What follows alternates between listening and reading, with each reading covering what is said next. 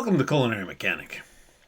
Part of the fun of this whole little expedition that is a podcast is finding different people to talk to, finding chefs out there, finding people in the restaurant industry. And I found another really cool guy.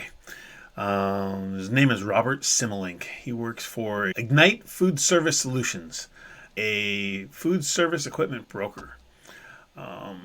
But I think he just represents one of those, for me at least, one of those chefs that has found a different way to use his passion for food and people and have a career that has lasted a long time. He had 27 years with one company, but it hasn't necessarily all been the grind of restaurants that many of us experience. So I think just knowing that there's opportunities out there like that is really good for all of us.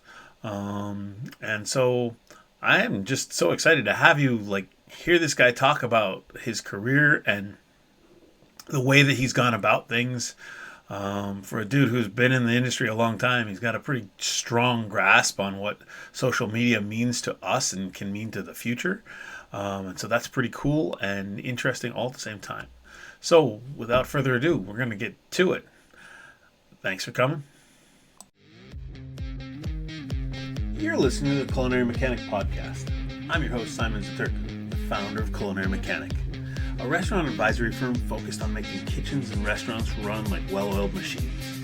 This podcast, we aim to bring you insights, strategies, tools, and tactics, and sometimes just good old advice and stories that are going to help you run your restaurant better. I hope you dig it, because honestly, it's a real labor of love. One thing you could do that would help me a whole lot is to go anywhere that you listen to podcasts and leave a 5-star review. That'll help get the word out so that more people will hear this podcast, and hopefully we can help more restaurants run just a little better. Now please, enjoy the show. Today I'm joined by Robert Simmelink. He is the Director of Culinary Services. Yes. For Ignite Food Service Solutions. Robert, welcome. Well, thank you. This is a pleasure. Yeah, I think that you and I have been trying to get this to happen for a couple months now. So I'm glad that we were finally able to make the calendars match. Yeah. Me too. And let's see, you're down in Arizona Right, Phoenix. Yep. Yeah, Phoenix. You said that earlier. You said that weather was lightening up. That's always good because Starting to break. at Yeah. 100 night and like things started to oof. Yeah, I think we're going to be under 110 today. So that's for us, that's really easy. Okay, that's a win. That's a win. Well, awesome. Here at Culinary Mechanic, we like to just kind of do it pretty clean. So I'm gonna say, how'd you get into this industry? How did you get there? Yeah, well, like a lot of cooks, I was kind of a misfit in school, didn't really fit in, didn't really, schoolwork didn't click for me. I didn't feel like I'd, really be good at going to college. It just, I didn't know what to do, and I needed to do something that was active. And I I always enjoyed being in the kitchen with my mom. My grandfather had owned restaurants and was a chef, but I didn't really, I was too little to ever experience that with him.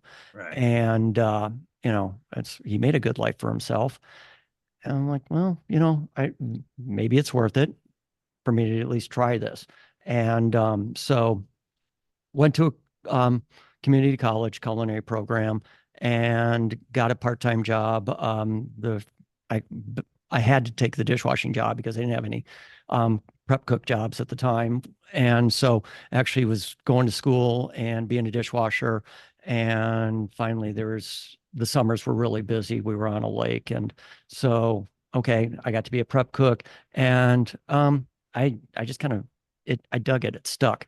Loved the adrenaline, loved the camaraderie, loved, it, the kitchen's a little irrelevant, irrelevant. We're just, well, it is that pirate ship. And so I was it was fun. It was fun for me. I enjoyed it. So it's like, okay, well, let's keep going with this culinary school and let's just, I'm having fun here and this is a good time. And yeah, it just stuck. Awesome. I love it. Um, I think that we all, wow, maybe not all, but so many of us, we get into the industry and it sticks, right? The Yeah. camaraderie. Um, I, I think the word you were looking for was irreverence. Thank you. Yes. That's real, the band of pirate thing. Yep.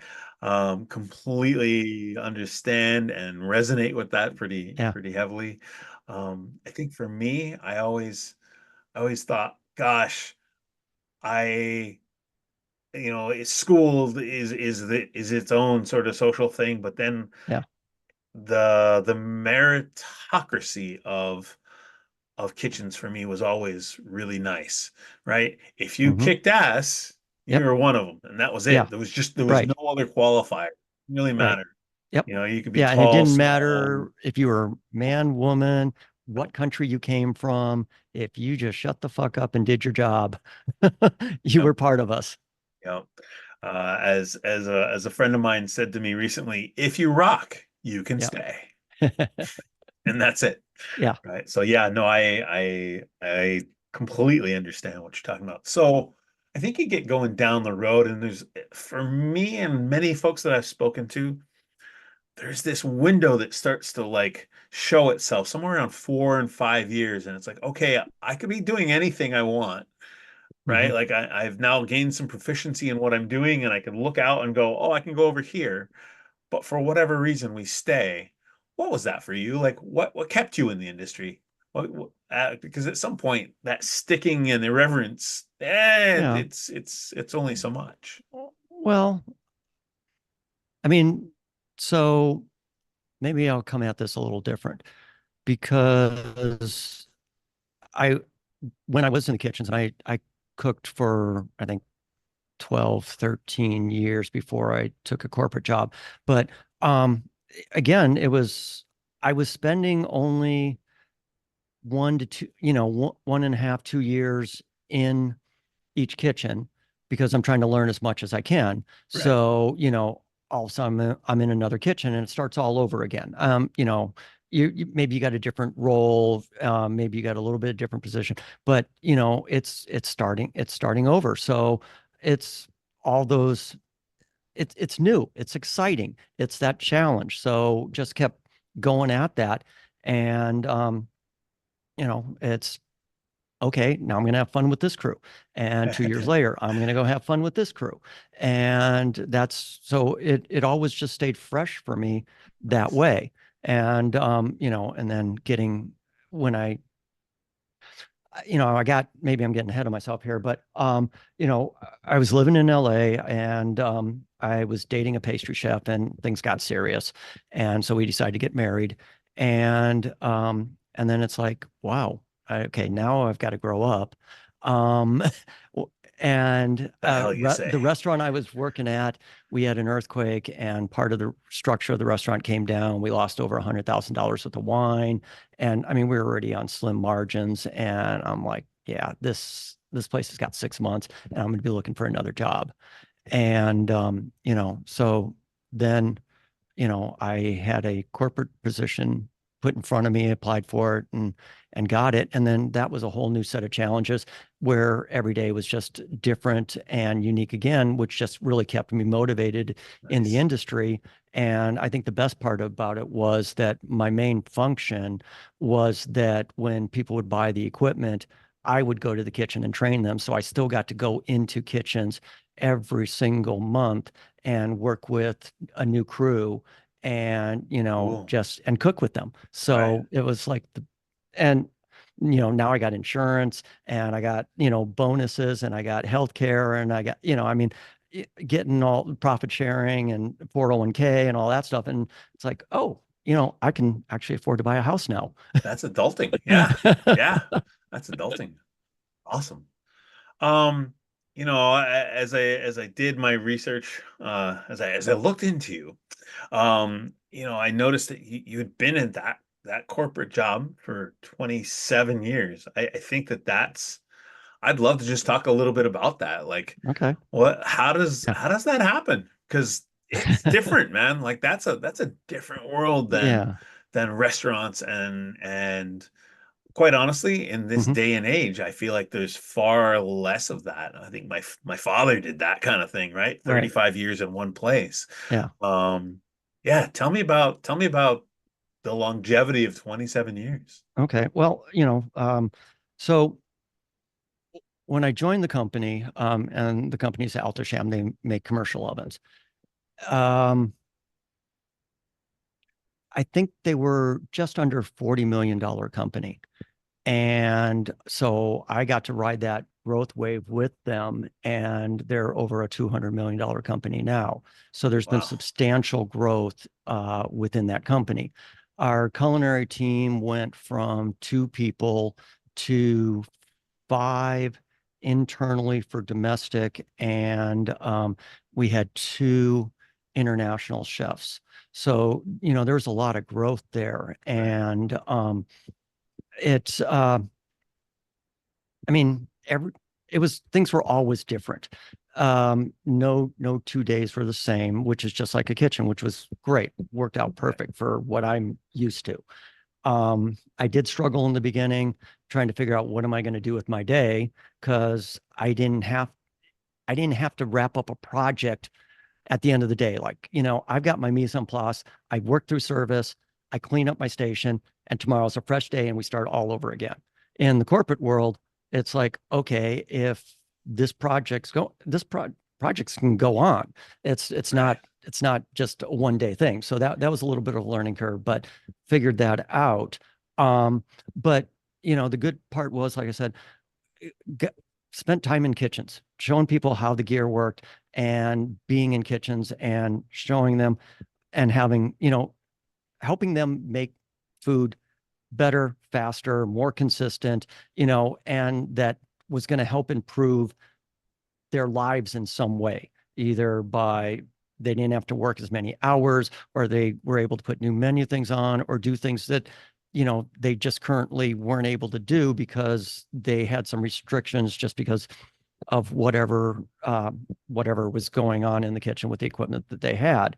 Um, Plus, then we would work. The coloring team would work directly with the engineering team, and Oh, wow. because we cooked, we'd Right. been in kitchens. The engineers, Totally. yeah, they're wonderful on a computer, but they have no fucking idea how to make food. None. They don't know what's going on. They don't know why we need certain things in the equipment. So, that was our input. That was our testing. I remember one time, um, we were building a new combi oven, and I put a lot of emphasis on the durability of the piece of equipment, and they were doing something with it, and I walked up to the oven and I opened up the door and I slammed it as hard as I could, and the engineer just looked at me like, what are you doing? Why are you doing this? And I'm like, because that's going to happen 5 times, 10 times a night. When someone gets mad, they're going to slam that door as hard as they can, and if this door can't handle that, then this oven's just not going to work. Right. And so I got to give that guy credit. They went back and they made some sort of contraption with this whole piston thing and stuff that would actually open the door and close the door and slam the door, on an ongoing basis. And it ran 24/7, 365, to replicate something like 6 years worth of use. And Wow. yeah. I So it's love like, it. well, that's kind of cool. Um, so yeah, I mean, and then that way, when I'd go into the kitchen, I'm not getting pulled aside going, hey, this sales guy sold me this thing, and it's already falling apart. So I I would feel bad for the people in the kitchen. So that's why I really, took that as a serious thing. And then another really cool thing that we did was, I think I'd been there for 10 or 12 years at this point, and I really saw how food was changing, and it was different than what I was cooking, when I was in the kitchen. So, this part of some of that molecular stuff and things like that. Right. Um, and so I went to the owner of the company and I'm like, I think that we need to put together a program where the culinary team can go out and stage, where they don't have to pull their vacation time. This is continuing education. And I'm starting to lay out this whole program. And I think I got about halfway through my sales pitch to him. And he's like, you know, that makes sense. Go do it. I'm like, well, thank you. I'm glad you told me that because I've already put a stage together at the French Laundry and I'm going out there in 2 months. So Nice. whether he was going to say yes or no, I already had that set up and I was just going to pull my own tie. But now I worked it out where, it was just part of company protocol so that the coloring team would continue to grow and evolve and be better. And, in a way, it now when you walk into the kitchen, you're still relevant. You're not a dinosaur, Right. which that's what I've seen happen to a lot of cooks and a lot of corporate people is they get that desk job and they kind of just lose touch with what's happening in the industry. And then, you're if you can't walk in and talk articulately about what's really happening in that kitchen now and not what you did 10, 15 years ago, it's I don't have time for you. Yeah, I mean the clock can't stop when you leave the Right. kitchen, right? Yeah. I mean, I as a guy who's been out of the day-to-day operations for 2 years, I have days where I'm like, I better like I gotta make sure that I'm paying attention to Hmm. what the kids are doing because Right. otherwise, I make myself irrelevant, like you said, Yeah. irrelevant, and Yeah. that's not a thing that's going to be okay for. Right. Uh, I think just for the desire to be adjacent to the industry, for so many people, right? Hmm. Um, yeah, no, I Yeah. think that's great. I think that knowing that a company the size of Altosham can come together and say, okay, we're actually going to put something like that in place. That's Yeah. amazing. I commend you. Good job. If you've ever found yourself saying, there's got to be a better way to run a restaurant, we should talk. Imagine no rifts between the front and back of house, joint spotless, people are excited to be at work, and you're making the money you've dreamed of. Listen, Culinary Mechanic is here with the strategies, systems, and tactics to help you have the restaurant where everyone wants to be. We're talking about sustainable change, systems that you can implement and execute day in, day out. If you'd like to find out more about how Culinary Mechanic can help you run your restaurant like a well oiled machine, I'd like to invite you to use the link in the show notes to book a free 30-minute consultation call. Let's talk about it.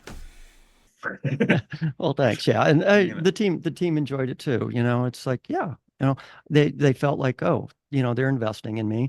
And, it's like, oh, you know, if you're truly a badass cook, you're going to want to continue to learn and do stuff. right. Absolutely. Yeah. I mean, I think that I'm in the process of taking on a small like dinner for two sort of private chef thing that I don't know somebody that I connected me to this other Yeah. guy, and he's got this service running out of Australia, but he's got somebody up Okay. here in Washington who wants dinner for two next month. And Okay. so I was Oh, like, that's okay, awesome. yeah, gives me the opportunity. Right. And I said, and he goes, oh, it's a no holds barred. They don't even want to know what the menu is. And I was Yeah. like, I said, I may not be the right guy for you. And he goes, what Yeah. do you mean? I said, I'm kind of the classics with a twist sort of guy here. Yeah. I'm not necessarily the no holds barred. He goes, you just cook your best food. I'm fairly certain that Yeah. that uh that they'll be adequately impressed. And I was like, boy, I hope so.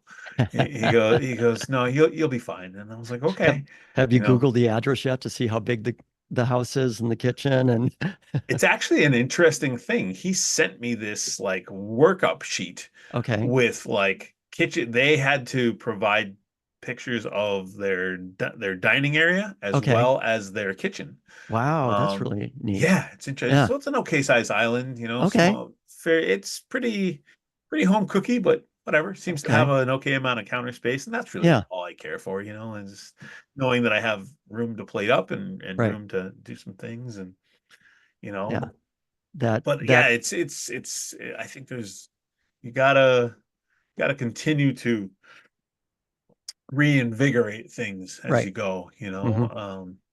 I talked to a master chef not too long ago, and he said, I don't know if everybody says this out loud, but I think as a chef, you have to reinvent yourself every 5 years. He says, otherwise, Yeah, you I could you see that. can't go forever. And that guy's he used to work for Campbell Soup, Okay. and then now he does some sort of freelance food, um, R&D kind of stuff. And he's in his early 70s, but he's still Yeah. going. Right. Oh, that's awesome. Good for Certified him. master chef, Yeah. taught at CIA for a while and the whole bit. But Right. I thought that was some amazing advice. Yeah. Reinvent what you're doing and who Right. how you're doing it every 5 years. I thought, Yeah. wow, Yeah. okay, I got to go back and I owe the world a couple of reinventions, I think. Yeah.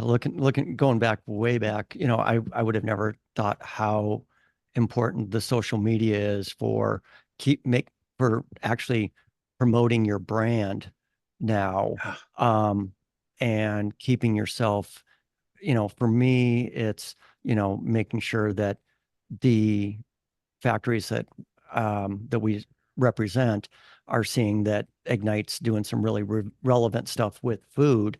And I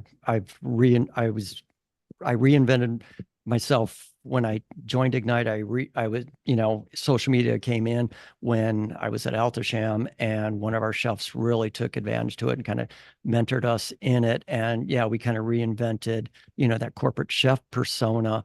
And so many people. I met so many people around the country and around the world just that way now, that I, when I need something, it's like I basically, just send them a text, and it's like, I get responses back, and they're helping me out. And it's like, I would have never known you otherwise.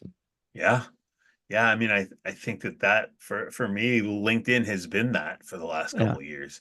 I've just met so many people, and they see what I'm doing Hmm. around leadership in the kitchen and good communication in the kitchen, and all of a sudden I get somebody reaching out going, "Hey, I just love what you posted. It really hit Yeah. me, and I'd like to talk more about that." And it's like, great, and then that same guy that has this service. I'm trying to think what it's called. Chef In is what he calls it. Okay.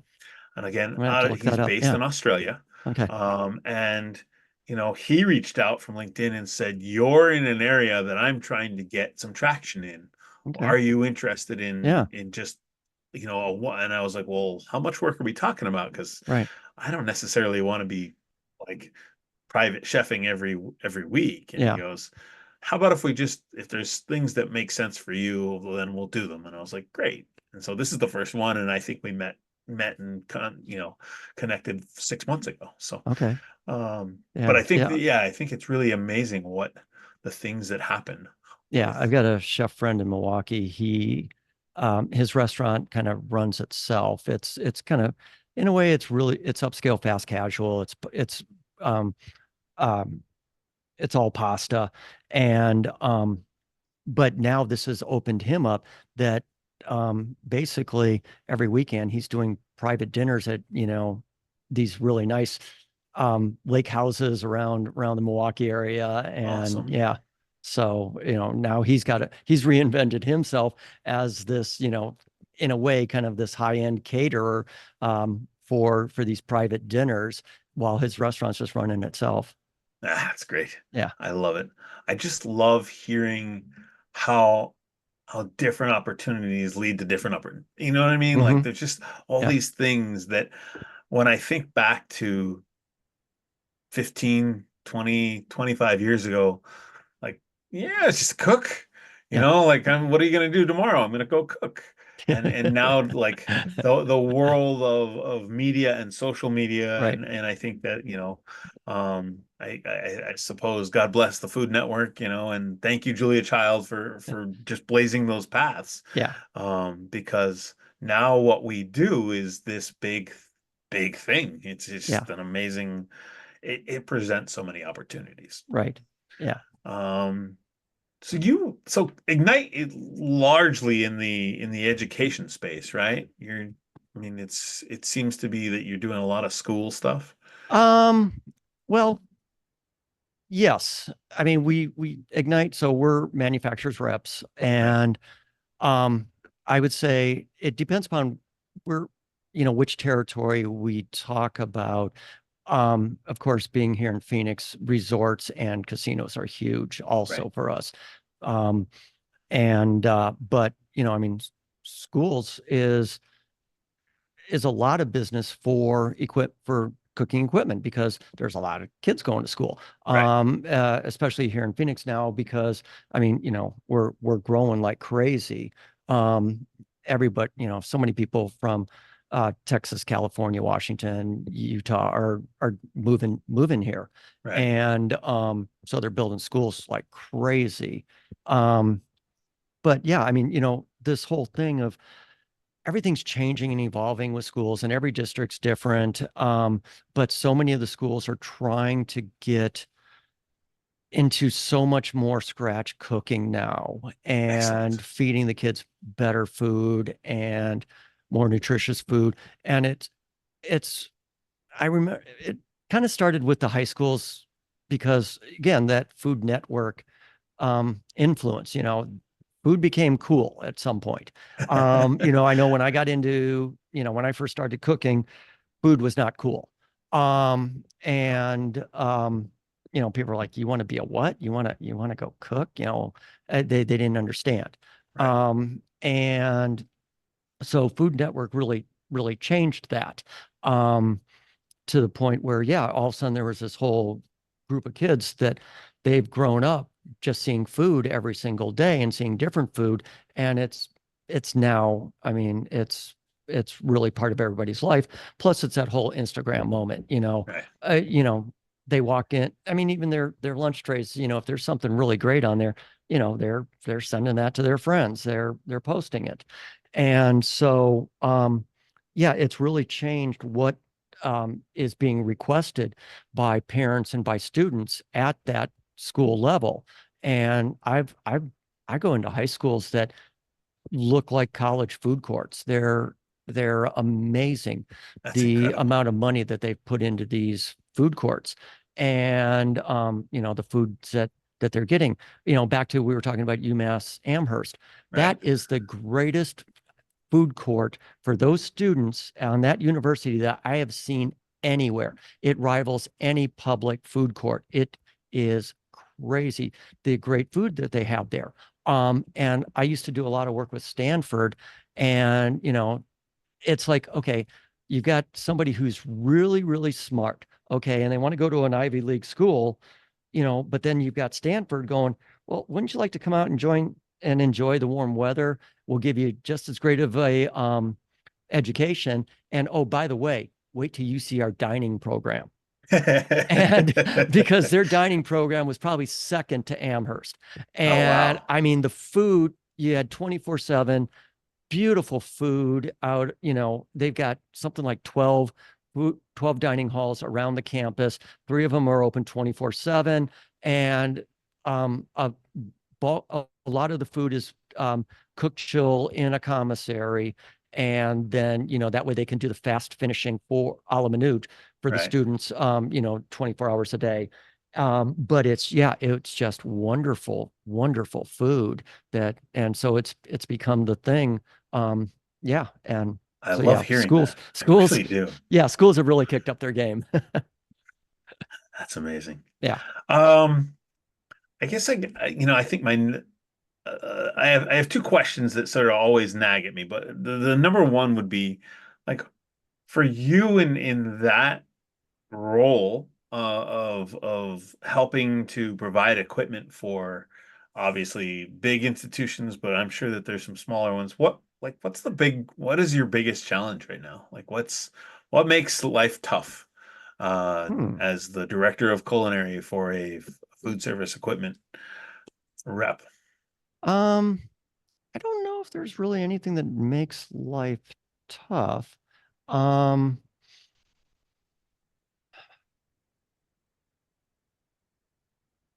Well, that all uh, by itself is a statement right there. I love it. yeah, I, Because if you got to think about what's making your life tough, man, you're living well, man. You really are. I dig it. yeah, um, yeah, that's tough. I don't really have the challenge. I mean, I guess the only thing that makes things tough for me is my schedule because there, there's so much going on. And whether I've got to show someone how to use the equipment in my kitchen so that they get the information they need to make an educated purchasing decision, or somebody who's bought it and now they need a startup and I need to train their people. It's I'm my somebody requested a training, and I told them earlier this week that I am booking things for the week of November 4th right now. Hmm. So that's probably my challenge, is that there's so much demand for equipment and I'm being pulled in so many different directions. And we have a big territory, everything west except for California and Nevada, with 3 kitchens. And so my staff is being stretched too. I've got to go cover something from Chef Ryan in Seattle the end of next week because he's being pulled in another direction. Right. So, it's like, yeah, it's there's a lot going on. Well, I guess that's what makes it if tough. the challenge is business is good and demand is high, Yeah, I'm all for it. yeah. And then my next question is what what in your world is a win in your day? And just kind of how do hmm you go about winning your day? well, it's going to go back to the kitchen. If a win for me would be the somebody bought some piece of equipment that, they've been in my kitchen. They're like, okay, yeah, this makes sense for me. They buy it, it gets installed, and now I go on site and I work with them and their team.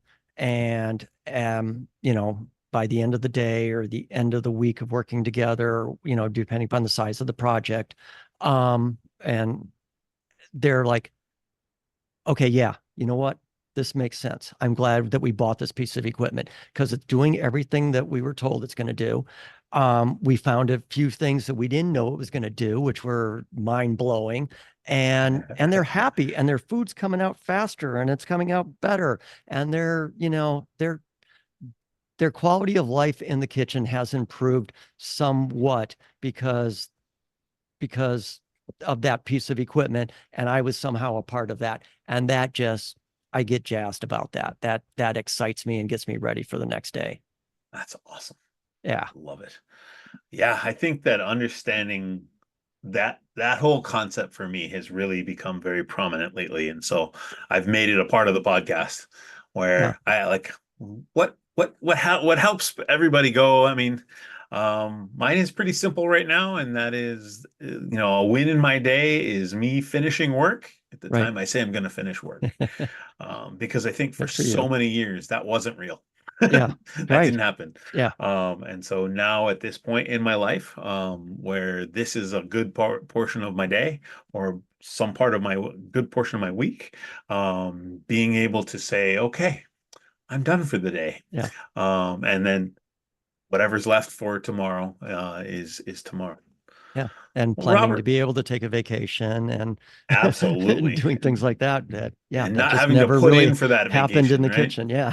Yeah, yeah. Yeah. Not figuring out the logistics of how the operation is going to run with my absence, and have I Yeah. done enough training to make sure that that's a real thing? Yeah. So, Yeah. well, What got you interested in starting a podcast and doing a podcast?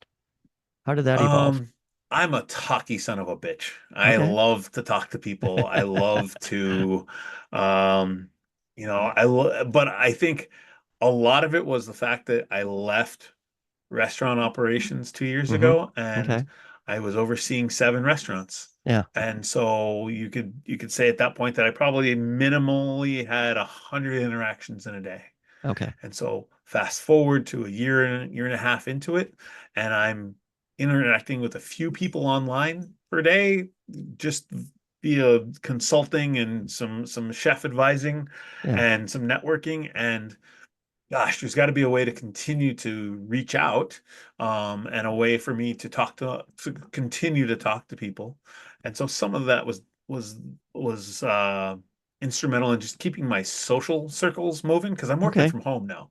Right. But I think also there's pieces of our industry of hospitality and restaurant work and kitchens that have degraded in the last 15 to 20 years. And I feel Okay. like largely there's this culture of me, and there's a lot less Hmm. we. And so I'm Okay. on this like low key, slow rolling mission to help people understand what chefs are, what the restaurant industry is and can be. And so just kind of Yeah. spreading words. And I think sometimes it changes over the weeks and months. But I think more than anything, I wanted to, with Culinary Mechanic, I wanted to create a space where we could talk about like what it is, what is a chef, Yeah. and what are all of those definitions and what can that be? And Right. at the same time, can we find some things that help that can someone listening to this podcast find something that will help their job, their life, their Hmm. restaurant, their operation run just a little better? Yeah. Gosh, I hope so. And so I mean, there's a lot tied into it, but Yeah. I think for me, largely it's a social outlet that Okay. allows me to, find a Well, way to talk to other people and about things that it's, I'm really crazy about. I mhm. love restaurants. I love food. I love fire. Yeah. So Well, in a way, you're giving back too to to the industry that, set you up. So I'm that's trying, awesome. man. I'm trying. It's all Well, about Robert, thank you it's all so about much for giving coming back. to play Yeah. with me. Yeah, definitely. I truly appreciate it. Um, And let's see. In the show notes, we're gonna put your bio in there. We're gonna put Okay. all the ways to find you. Yep. So websites and social Yep. handles. Yep. Shout Um, out to Culinary 360 podcast. Culinary 360 podcast, which is a lot of fun. I've seen probably the first three or four, and that has made things a lot of fun to watch the three of you interact. Well, thank you. So that's great. Yeah, once again, thank you so much, and My pleasure. Thank you. look forward Really to keeping appreciate in it. touch and making Yeah. sure that we see what's going on. Right. Yeah. So And to yeah. all you out there, Anything you ever need, let me know. I appreciate that. I really do. To all you out there, uh, keep on keeping on, and we'll talk to you next time. All right. There you go. Whoop.